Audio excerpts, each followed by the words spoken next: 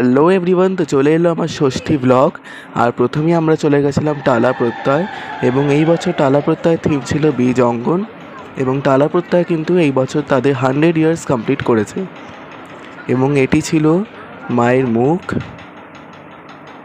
এরপর আমরা চলে গেছিলাম টালা পার্ক, যেটা থিম আমি এখন বলতে পারবো না, যেহেতু আমি নিজেই জানতাম না। তারপর আমরা এটা দেখে মেট্রো ধরে আবার চলে গেলাম দমদম স্টেশন। দমদম স্টেশন থেকে আমরা চলে গেলাম সোদপুরের একটি রেস্টুরেন্টে, এবং সেখানে গিয়ে আমরা এখন ডিসাইড করছিলাম যে কী অর্ডার করা যায়। তারপরে চলে এলো আমাদের খাবার, এবং অনেক আনন্দ করি আমাদের খাওয়াটা কমপ্লিট হলো। আর এখানে দেখতেই পাচ্ছ, খাওয়ার আগেও হেসে যাবে, খাওয়ার পরেও হেসে যাবে, কোনো ঠিক নেই। তো আর এই দাদা এখন দাঁড়িয়েছিল, ভাবছে খাবে কি না। তারপর আমরা বাড়ি ফিরবো না, আমরা চলে গেছিলাম মকটেল ট্রাই করতে।